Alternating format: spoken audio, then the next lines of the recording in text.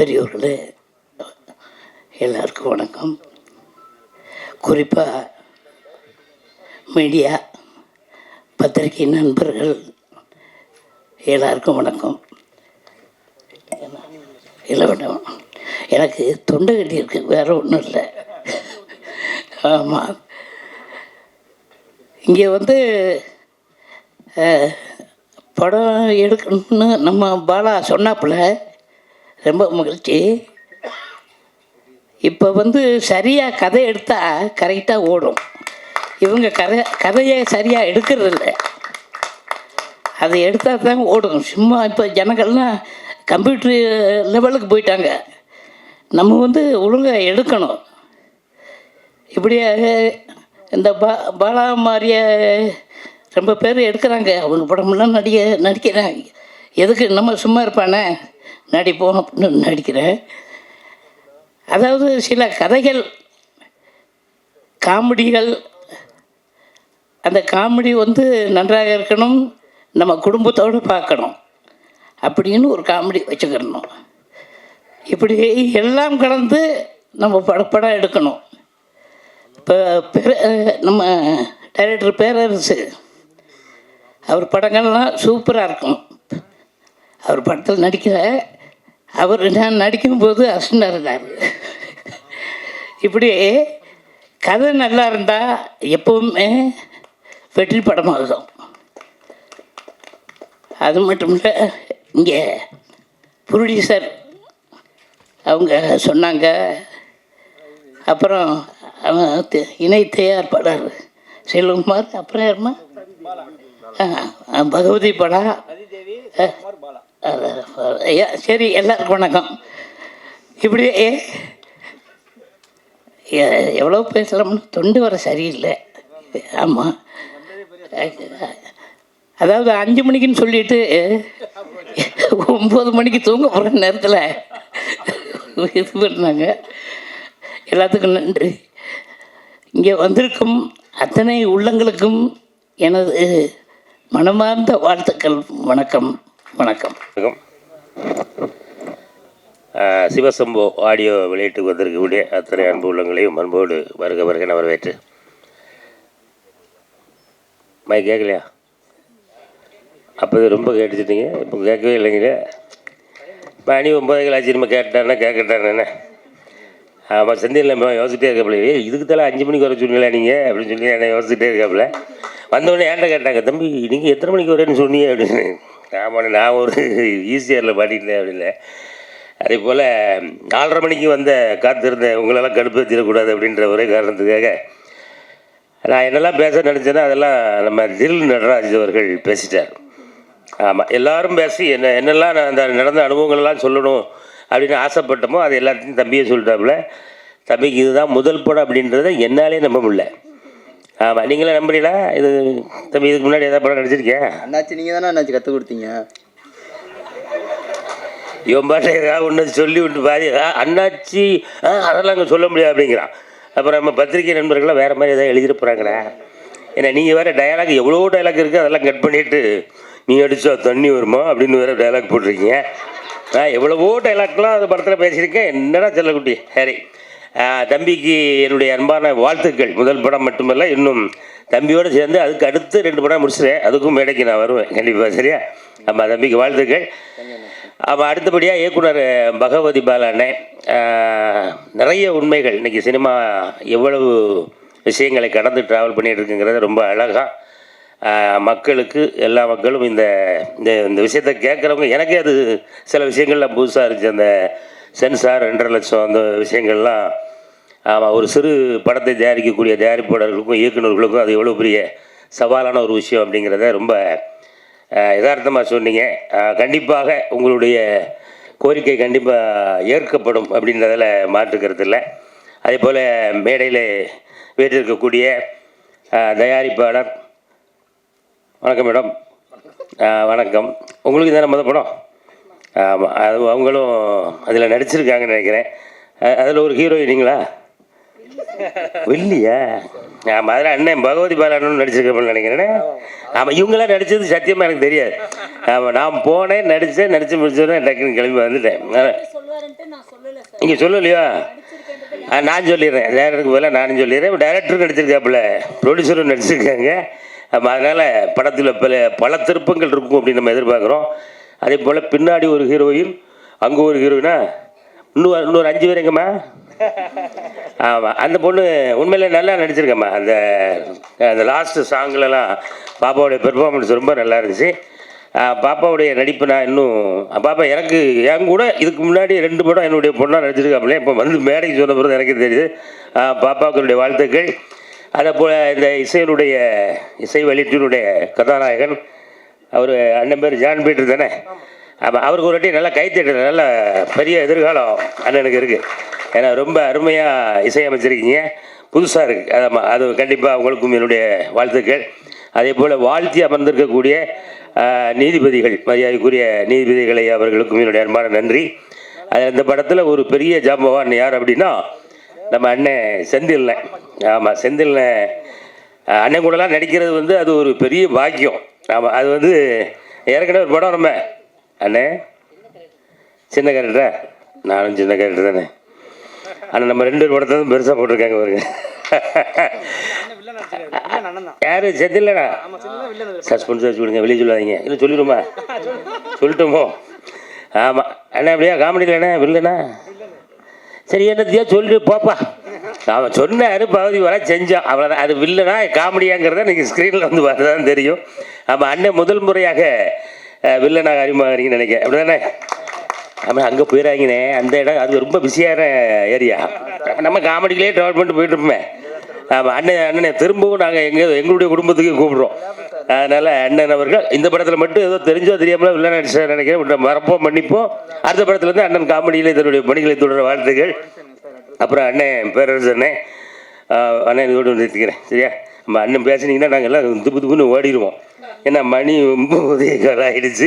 அதனால் நம்ம சிவசம்பவ திரைப்படம் நடித்த, அதை வாழ்த்த வந்த, இதில் கலந்துக்கிட்ட உங்கள் எல்லாருக்கும் என்னுடைய அன்பான வாழ்த்துக்களையும் வரவேற்புகளையும் சொல்லி, இந்த படமும் கண்டிப்பாக அவர் பாலாண்ணன் சொன்ன மாதிரி, பகவதி பாலா சார் சொன்ன மாதிரி அவர் கணக்கு கூட சொன்னார். அதே போல் இந்த படமும் அதை எடுத்த தயாரிப்பாளருக்கும் அதில் இயக்கிய பகவதி பாலா அவர்களுக்கும் இந்த படமும் ஒரு வெற்றி படமாக அமைய என்னுடைய அன்பான வாழ்த்துக்கள். நன்றி நன்றி நன்றி. இந்த சபையில் கொஞ்சம் ரொம்ப உஷாராக பார்த்து பேச வேண்டியிருக்கு. ஏன்னா என் நீதி அரசர்கள் அமர்ந்திருக்காங்க. ஆமாம், அது மட்டும் இல்லாமல் இங்கே அண்ணன் கருணாகரன் அவர்களும் அமர்ந்திருக்காங்க. ஆமாம், அரசியல் சார்ந்தவங்க கொஞ்சம் உஷாராக பேசணும். ஆமாம், கரெக்டாக குறிப்பிட்டார், நீதி அரசுன்னு சொல்லுங்கள், நிதி அரசுன்னு சொல்லாதீங்கன்ட்டு. ரெண்டுக்கு ரொம்ப வேறுபாடு. ஆமாம், நீதி அரசுங்கிறது நமக்கானவங்க, தர்மத்துக்கானவங்க, நீதிக்கானவங்க. நிதி அரசுங்கிறது தெரியும் உங்களுக்கு, டோட்டலாக அப்படியே ஆப்போசிட் அவங்க. அதனால் ரொம்ப நீங்கள் கவனம் சொல்லணும். ஆமாம், நிதி அரசு நிறையா நாட்டில் நிறைஞ்சிருக்காங்க, நீதி அரசு கம்மியாக இருக்காங்க. ஆமாம், அடுத்து உண்மையிலே இந்த இசையை வெளியிட்டிருக்கு, நீங்களும் வந்து ரொம்ப சந்தோஷம். ஆமாம், நாங்களாம் செந்தில் அண்ணன், நாங்கள் அன்புச்சிலேன், இமன் அண்ணாச்சிலாம் நாங்கள் எங்கள் குடும்பம், எங்களுக்குள்ள வாழ்த்துக்கிறது எங்கள் கடமை. ஆனால் நீங்கள் உண்மையிலேயே வந்து வாழ்த்துறது எங்களுக்கு பெருமை. அப்புறம் செந்தில் அண்ணன், என்னோடய படத்தில் ஒரு நடிக்கலை இது வரைக்கும், இதுக்கப்புறம் நடிப்பாங்க. ஆனாலும் எதிரும் புதிரும் படத்தில் அந்த காமெடி ட்ராக் நம்ம எழுதுனது. ஆமாம், அதில் கவுண்டமணி அண்ணனும் செந்தில் அண்ணனும் நடிச்சிருக்காங்க. என்னோடய காமெடி ட்ராக்கு நடித்தது அப்போயே நான் வெற்றி அடைஞ்சு நினச்சிட்டேன். நம்ம ஒரு காமெடி ட்ராக்கு, நம்மளோட வசனத்தை கவுண்டமணி அண்ணனும் செந்திலும் பேசிட்டாங்களே, அப்போயே எனக்கு ஒரு நிறைவு. அப்புறம் தான் திருப்பாச்சி, சிவகாசிலாம்.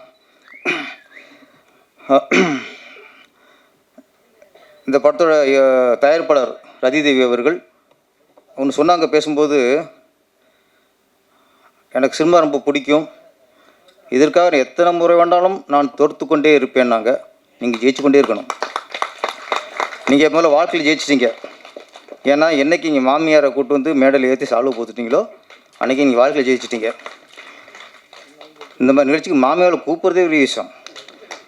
அதில் மேடையில் ஏற்றி சால்வு போற்றி அப்போ நீ சரியான ஒரு வீரப்பெண்னு சொல்லலாம், ஆளுமைன்னு சொல்லலாம், இது மிகப்பெரிய வெற்றியும் சொல்லலாம். அதனால் கண்டிப்பாக நீங்கள் வாழ்க்கையிலே இந்த அளவுக்கு ஒரு சிங்கப்பெண்ணு சொல்லலாம், என்னோட சொல்லலாம் உங்களை. அப்படி இருக்கும்போது கண்டிப்பாக நீங்கள் சினிமாவில் வெற்றி அடைஞ்சிருவீங்க. ஹீரோ ரொம்ப ஃபீல் பண்ணார், கதாநாயகி பாவம் அவரும் பில்டப் பண்ணியிருக்காரு. ஆனால் பகவதி பாலா வந்து ஒரு விவரமான இயக்குனர். ஏன்னா ஃபஸ்ட்டே கொண்டாந்த ஹீரோ நிறுத்திட்டா ஏதோ விமர்சனம் பண்ணுவாரோ, கலர் சரியில்லை, உயரம் சரியில்லை, அவளுக்கு நான் நினச்ச மாதிரி இல்லை, இப்படிலாம் சொல்லிடுவாருன்ட்டு ஃபஸ்ட்டு 35 வயசில் ஒன்று, அப்புறம் 45 வயசில் ஒன்று, இப்படி காட்டி காட்டி கடைசியாக எதை கட்டினாலும் ஓகேன்னு சொல்கிற அளவுக்கு கொண்டு வந்துட்டு கடைசி காட்டியிருக்காரு. அவரும் ஒன்றும் சொல்ல முடியாது. ஏன்னா 30 40 இப்போ தானே 18 20 வயசில் காட்டுறாரு, ஓகேன்ட்டார். அதனால் அங்கேயே நம்ம இயக்குனர் விவரமான ஆளாக இருக்கார். அப்படி தான் சரி ஏமாந்தேன். ஆமாம், இதெல்லாம் ஏமாட்டாப்லையா. ஆனால் உங்கள் கண்ணுக்கு அப்படி இருக்கலாம், எங்கள் கண்ணுக்கு ஹீரோனு கலையாக இருக்குது, ரொம்ப கலையாக இருக்குது. இந்த மாப்பிள்ளை பார்ப்பாங்க, நம்மளுக்கு 20 நிமிஷத்தில் பார்ப்பாங்க. பையன் போவான், மாப்பிள்ளை பார்க்க போவான். போனால் பார்த்துட்டு பொண்ணு கொஞ்சம் உயரம் கம்மி அப்படின்ட்டு வந்துடுவான். அப்புறம் 22 வயசில் போய் பொண்ணு பார்ப்பான், அந்தளவுக்கு கலர் இல்லை அப்படின்னு வந்துடுவான். அப்புறம் 30 வயசில் காட்டுவாங்க, இப்போ பார்ப்பான், இல்லை ரொம்ப கொஞ்சம் குண்டாக இருக்குது அப்படின்னு வந்துடுவான். இப்படியே போயிட்டுருக்கும். 30 வயசுக்கு மேலே இவனை பொண்ணு பார்க்க கூப்பிட மாட்டாங்க. ஏன்னா மாப்பிள்ளை வயசு 35 கூப்பிட மாட்டாங்க. அதுக்கப்புறம் ஏதோ ஒரு பொண்ணை பார்க்கும்போது அப்போ என்ன மனநிலை வரும்னா, ஏதோ பொண்ணு கிடச்சா போதும் அப்படி நிலம் வரும்போது 36 37 வயசு உட்காருவார், பொண்ணு வரும், அது வரும்போது ஓகேன்றாப்புல. அது மாதிரி 38 வயசில் பொண்ணு பார்த்த கதை தான் நம்ம தில் நட்ராஜ் கதை. இன்னும் அது கொஞ்சம் அந்த ரொம்ப பாதிப்பில் இருக்கார். இந்த படத்துக்கு வெற்றிக்கு அப்புறம் தான் ஓஹோ அப்படின்ட்டு அவருக்கு அது கூட பிரச்சனை இல்லை. கிளைமாக்ஸில் நம்மளை வந்து பொண்ணு காப்பாற்றிடுச்சே, உலகத்தை காப்பாற்றுற பொண்ணு தான்யா. நம்மளை 10 மாதம் சுமந்து பெற்று உலகத்தை கொண்டு வந்ததே பொண்ணு தான். பொண்ணை விட ஒரு ஆணை நேசிக்க முடியாது. மனைவி விட ஒரு அக்கறை வந்து வேறு எந்த பொண்ணுக்கு இருக்காது. அக்கா தங்கச்சி மாதிரி பாசம் வேறு எங்கேயுமே இருக்காது. எல்லாத்துலேயும் பெண்கள் தான். அதனால் பெண்கள் காப்பாற்றுனா அது இங்கே பாக்கியமாக நினைங்க முதல்ல. அப்புறம் இந்த படம் மச்சினிச்சி வச்சுக்கலாமா? மச்சினிச்சின்னா கட்டிக்க வேண்டியானே, அதனை வச்சுக்கிறியே. தமிழ்நாட்டில் நிறையா பேருக்கு இது வச்சுக்கிறதுல தான் போதை. கட்டிக்கிறது ஒன்று, அப்புறம் வச்சுக்கிறது ஒன்று. அது மாதிரி யார் கவிங்கிறது அதான் டைரக்டர் இந்த படம் கொண்டு வாங்க. அதாவது ஹீரோவினே ஒரு ஹீரோ மச்சினிச்சி கூப்பிட்டு தப்பே இல்லை. வச்சுக்க வேணான்னு அர்த்தம், கட்டிக்கிட்டு வச்சுக்குங்க. ஓகே. அப்புறம் இந்த படத்தில் அப்புறம்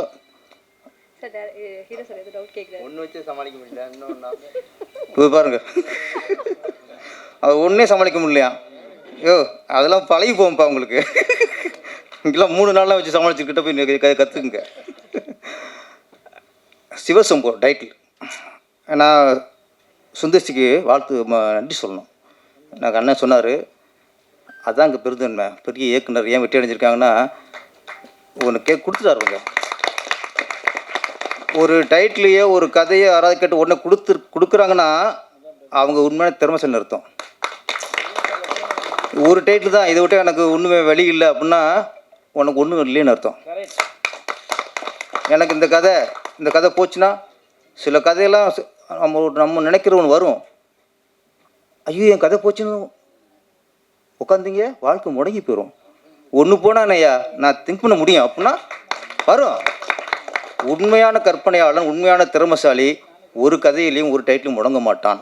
அதனால் சுந்தர்சிக்கு இதில் நம்ம நன்றியை சொல்லிக்கணும். இந்த சிவசம்போ அப்படிங்கிறது திருவண்ணாமலை என்னோடய படம். என்னோடய படம் வந்து தெலுங்கில் ரீமேக் ஆச்சு, சரி டப்பிங் ஆச்சு. டப்புன்னும் போது தெலுங்கில் அந்த படத்துக்கு பேர் சிவசம்பு, நல்ல ஹிட்டு. ஆமாம். இப்போ நான் கூட ஃபஸ்ட்டு ஃபோன் தான் சொன்னாங்க, சிவசம்பு படத்துக்கு ஆடியோ ரிலீஸ் வந்துருங்க சார்ன்ட்டு. நான் என்ன ஏதுன்னு விசாரிக்கல. பகவதி படம் டைரக்டர் சிவசம்பு, நான் கூட ஆன்மீகம் கலந்துருக்கும் போல இருக்குது அப்படின்னு ஓகேன்ட்டேன். இங்கே வெறும் பெண்ணிகமாக இருக்குது. அதுவும் பார்த்தா அந்த மச்சினிச்சி பாட்டில் அது கேமராமேனோட டேஸ்ட்டாக டைரக்டர் டேஸ்ட்டான்னு தெரில. ஹீரோனுக்கு ஃபேஸை க்ளோஸில் கட்டின விட தொப்பில் கட்டினது அதிகம். திரும்ப சாங் கூட போட்டு பாருங்கள், அங்கங்கே தான் ஹீரோயின் முகம் தெரியுது. அப்புறம் ஃபுல்லாக இதில் வேறு பச்சை வந்தி வேறு, தொப்புள்ள பம்பரை விட்டுருக்காங்க, ஆம்லெட் போட்டிருக்காங்க. முதல்ல ஒரு பச்சை வந்தி விடுறாருங்க, அது என்ன டெஸ்ட்னு தெரியல எனக்கு. ஒரு பச்சை வந்தி விட்டு என்னென்னா தொப்புள்ள போனால் பச்சை வந்தி நிறம் மாறுதா, அந்த பொண்ணு கலருக்கேற்ற மாறுதா மாறலையா, அது மாறல. அது வந்து மரத்தில் மாறும், வயிற்றில் எப்படி மாறும், அது தன் மறந்துருக்கும், தன் குணத்தையே மறந்துருக்கும், மறந்துருச்சு. அதனால் இந்த மாதிரி நிறைய விஷயங்கள்லாம். அப்புறம் இந்த சிவசம்புன்னு நான் வந்து அப்படி நினச்சிருந்தேன், ஒரு ஆன்மீகம் அப்படின்ட்டு. இப்போலாம் அப்படி கதை டைட்டில் வைக்கிறதே கொஞ்சம் சிக்கலாக இருக்குது. இப்போ சிவசம்பு, ஓம் சக்தி, முருகா இவ்வளோ வச்சுங்களே, டைரக்டர் சங்கியோன்றாங்க, சாமி பேர் ஆயிக்கிறானுங்க. இப்போ அப்படி ஆகிப்போச்சு இப்போ உலகத்தில். இப்போல்லாம் இப்போ சூப்பர் ஸ்டார் ரஜினிகாந்த் வந்து அப்போ எடுத்துட்டார் அண்ணாமலைன்ட்டு. இப்போ எடுக்க முடியுமா? அண்ணாமலை பேர் வைக்க முடியுமா? ஓ அண்ணாமலை பேர் வச்சுருக்காரு, ஓ இவர் அந்த கட்சியோ ஒரு சங்கியோ அப்படின்வாங்க. இதுக்கப்புறம் அண்ணாமலை பேர் வைக்க முடியாது. திருவண்ணாமலை வைக்கிறது டவுட்டு தான் நம்மளுக்குலாம். அனிமே அந்தளவுக்கு 100 அண்ணாமலை மேலே வந்துட்டாரா, அது ஏற்படி சிக்கலாகி போச்சு. இப்போ இந்த சிவசம்பு, அண்ணாமலை, அருணாச்சலம், படையப்பா இதெல்லாம் நம்ம கொஞ்சம் கஷ்டம்தான். அதனால் சிவசம்பு பேர் வச்சாலும் நம்ம வந்து ஆன்மீகம் நினைச்சோம், இருந்தாலும் நல்ல விஷயம். டைரக்டர் சொல்லியிருக்காரு, பெண்கள் நம்ம நினச்சிக்கிருக்கோம், பெண்கள் வந்து இன்றைக்கி விடுதலை அடைச்சிருச்சு, பெண்கள் வந்து இன்றைக்கி ஆணுக்கு நிகராக வந்துட்டாங்க அப்படின்னு நம்ம நினச்சிக்கிட்டு இருக்கோம். இந்தியா சுதந்திரம் அடைச்சிருச்சு, இந்தியா ஒரு சுதந்திர நாடு என்பது எவ்வளோ ஒரு பொய்யோ. சுதந்திரம் அடைச்சிருச்சு, சுதந்திரம் கொடுத்துட்டான், நாம் சுதந்திரமாக இருக்குமா? அதே மாதிரி பெண்கள் விடுதலை அப்படி தான், பெண்கள் விடுதலை நம்மளும் சொல்லிக்கிற வேண்டியதான், அவங்களுக்கு விடுதலை இல்லை. அன்னைக்கு காந்தியடிகள் சொன்னார், சுதந்திரம் அடைஞ்சதுக்கப்புறம் காந்தியடிகள் என்ன சொன்னார், என்னைக்கு இரவு 12 மணிக்கு பெண்ணு நகையெல்லாம் போட்டுட்டு தனியாக போகிறாங்களோ, தனியாக போய் அவங்களுக்கு எந்த பாதிப்புலையோ அன்னைக்கு தான் நம்ம நாடு உண்மையாக சுதந்திரம் அடைச்சிக்கினார். இன்றைக்கி நைட்டு ஒரு பொண்ணு நகையெல்லாம் போட்டு தனியாக போச்சுன்னா நகையும் போச்சு, கற்பும் போச்சு. அன்றைக்கே நகை தான் போயிடுச்சு, இன்றைக்கி கற்பும் போயிடும். ஆனால் இன்றைக்கி நம்ம சொல்லிக்கிருக்கோம், பெண்கள் தூக்கி கொண்டாடிக்கிறோம். இன்றைக்கி நாகரிகம் பெருக படிப்பு அறிவுலாம் கூட அன்னைக்கு இருந்ததை விட இன்றைக்கி பெண்கள் நிலைமை மோசமாக இருக்குது. அதை நம்ம ஒத்துக்கணும். அந்த விஷயத்தை தான் நம்ம இயக்குனர் பகவதி பாலா கூறியிருக்கிறாரு. இந்த பாட்டு ஒன்று வந்துச்சு, புரட்சி பெண்ணே புதுமை பெண்ணுன்ட்டு. கவிஞர் நல்ல வரிகள் சூப்பராக இருந்தாங்க. ஆமாம் மேடம், உங்கள் பேர் கவிதா குப்புசாமி. ஒரு வரிகள் அப்படியே பெண்ணினத்துக்காக எழுதப்பட்ட ஒரு வரி, ரொம்ப நல்லா இருந்துச்சுமா.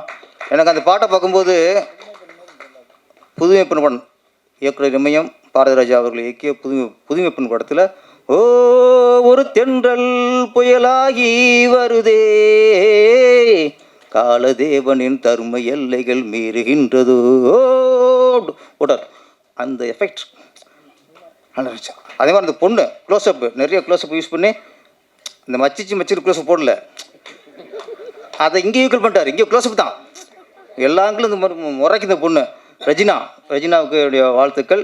இந்த படம் மிகப்பெரிய வெற்றி அடைந்து கதாநாயகன் நம்ம தில் நடராஜுக்கு அடுத்த படத்தில் இன்னும் நல்ல இளம் கதாநாயகிகள், ஒரு மன்மத நிலைன்னு டைட்டில் வச்சுட்டு ஒரு படம் எடுங்க, அப்போ தான் ஒரு திருப்தி அடைவார். பகவதி பாலா அந்த மன்மதலிலை 2 அப்படின்னு சொல்லிட்டு ஒரு 10-15 பொண்ணுல போட்டு பாடம் எடுத்து விடுங்க அப்படியே. ஆமாம் சொல்ல வந்தது வேற, அது டைலாக் மாதிரி இல்லை இல்லை இல்லை என்ன நினச்சிட்டு அதை வச்சு சொல்ல வந்தது இல்லை. சரி ஓகே இருந்தாலும் பரவாயில்ல. அடி இருக்கு கல்யாணம் ஆச்சா? நைட்டு கொஞ்சம் நோட் பண்ணிக்கோமா. 35-40 ஃபீல் பண்ணியிருக்காரு, நோட் பண்ணிக்கங்க. இந்த படம் மிகப்பெரிய வெற்றி அடைய வேண்டும். பகவதி பாலா 16 பெற்று பெருவாழ் வாழ்வுனாங்கல்ல, இது வரைக்கும் 16 படம் பண்ணிட்டாரு. இன்னும் நிறைய படங்களை பெற்று டைரக்டர் ராமநாதன் சாருடைய பேர் அடிக்கடி இங்கே அடிபட்டுறது. அவர் என்னோட குருநாதர். ஆமாம் அண்ணா உங்களை அவர் என்னை கூட சொன்னதில்லை, டைரக்டர் ராமநாதன் மாதிரி சொன்னதில்லை. ஆனால் உங்களை சொல்கிறாங்க, அதுக்கு நான் பெருமைப்படுறேன். இன்றைக்கி என்னோடய குருநாதர் பேர் இன்றைக்கி ஒழிச்சிக்கிட்டு இருக்கு, அதுக்கு நான் பெருமைப்படுறேன். அனைவருக்கும் நன்றி, வணக்கம்.